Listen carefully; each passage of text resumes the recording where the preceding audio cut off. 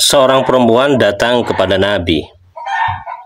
Di depan Nabi, dia itu bilang begini, "Ya Rasulullah, jitu ahabulaka nafsi." Ya Rasul, saya memasrahkan diri saya kepadamu. Artinya untuk dinikahi Rasulullah SAW. Ini seorang perempuan ya. Seorang perempuan mendatangi Nabi yang laki-laki. Ini dalam pandangan ulama dalam kitab Al-Minhaj Syarh Sahih Muslim dikatakan begini. Wa fihi istihbabu aradil mar'ati nafsaha 'ala ar-rajuli as-salihi liyatazawwajaha. Artinya seorang perempuan itu disunnahkan ya. Disunnahkan untuk menawarkan dirinya agar dinikahi oleh seorang laki-laki, dalam tanda kutip laki-lakinya seperti apa? Ar-rajul as-salih, laki-laki yang soleh. Jadi bukan hanya laki-laki yang melamar perempuan, perempuan pun disunnahkan, dianjurkan untuk menyerahkan dirinya atau untuk melamar laki-laki begitu ya. Melamar laki-laki agar dia menikahinya dengan satu syarat, laki-laki itu soleh. Boleh berarti perempuan melamar laki-laki. Yang kedua, berkaitan dengan khitbah lagi. Yang kedua ini adalah satu kebiasaan yang jelas-jelas haram, tapi biasa dilakukan oleh masyarakat. Apa itu? Setelah khitbah, hubungan antara tunangan itu ternyata sangat mesra sampai melampaui batas. Seolah-olah mereka itu sudah menikah. Gonjengan berdua, kemudian khulwah berdua, begitu ya, pegangan tangan dan segala macam. Itu semua adalah perilaku suami istri, padahal mereka masih bertunangan. Al-khitbatu laisat zawajan, kata Syekh Wahbah Az-Zuhaili. Tunangan itu bukanlah pernikahan. Wa inna ma hiya mujarradu wa'di bizawaj. Tunangan itu hanya mengikat tali perjanjian untuk keduanya bisa menikah.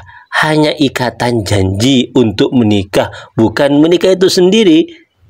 Karena itulah kemudian ketika mereka khitbah, mereka masih tunangan, bukan suami istri. Li'annaha ma tazalu ajnabiyatan anil khatib, dan perempuan itu masih ajnabiyah, orang asing, bukan mahramnya, yang tidak layak berduaan dengan al-khatib, si pelamar atau tunangannya. Ini kebiasaan masyarakat yang sudah terjadi di mana-mana. Habis tunangan seolah-olah sudah menjadi suami istri. Itu padahal hukumnya jelas. Itu hukumnya adalah haram.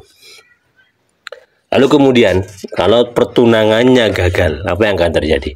Kan repot, kemudian sudah dipegang-pegang, sudah bermesraan dan segala macam. Setelah itu kemudian mereka berdua lepas, tidak menikah. Sudah haram, janji pernikahan kemudian tidak terjadi. Dan itu kemudian termasuk dari pertunangan yang tidak barokah. Pertunangan mestinya menciptakan pahala yang luar biasa karena akan sampai kepada sunnah Rasulullah SAW itu menikah, tapi kemudian dinodai dengan perilaku-perilaku buruk, maksiat antara mereka berdua. Lah kalau misalnya ada satu tunangan ya, satu pertunangan khitbah itu putus, itu boleh enggak kira-kira kita mengambil laki-lakinya ya, mengambil apa yang sudah diberikan kepada si perempuan, atau si perempuan sudah juga memberikan segala hal ya kepada laki-laki, baju kayak songkok atau makan, minuman, bahkan cincin, boleh enggak diambil lagi itu? Soalnya kan pertunangannya itu sudah putus, boleh enggak diambil kira? Nah ini sebagian masyarakat tuh menganggapnya ya nggak usah diambil lah, gimana gitu ya. Padahal secara hukum fikih itu boleh diambil dengan dua syarat. Pertama, ketika memberikan sesuatu itu ya, baik makanan ya, makalan atau masroban atau malbasan am hulliyan ya, atau perhiasan, itu niatnya satu. Apa? Niatnya demi urusan pernikahan. Jadi artinya kalau apa yang dikasih itu ya kepada calon tunangan itu niatnya sebagai apa ya, tahapan ya untuk pernikahan, nah, itu boleh diambil lagi. Kenapa? Karena pernikahannya nggak jadi, gagal. Maka niatnya nggak kesampaian, boleh dong diambil lagi. Boleh dong. Kan niatnya untuk pernikahan. Mereka masih bertunangan. Enggak sampai pernikahan, pertunangan bubar. Boleh dong diambil lagi. Kan niatnya untuk pernikahan. Apa yang segala yang diberi itu kan niatnya untuk pernikahan. Enggak tercapai niatnya, boleh dong diambil lagi.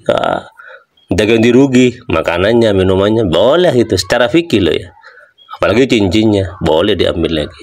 Yang kedua, boleh diambil lagi segala hal yang sudah diserahkan kepada calon tunangan itu kalau tidak punya niat apa-apa, cuma sekedar memberi begitulah. Itu boleh diambil lagi. Gak apa-apa. Nah, tetapi kalau memang pemberiannya itu hadiah gitu ya, tidak atas dua hal di atas tadi ya, tanpa motif atau bukan demi tujuan pernikahan, ya sekedar hadiah begitu ya kepada si tunangan karena sudah mencintainya, wah itu nggak boleh diambil, itu nggak boleh diambil, nggak boleh diambil. Itu tiga hal ya yang berkaitan dengan persoalan pertunangan hitbah yang sering terjadi di masyarakat dan sering disalahpahami.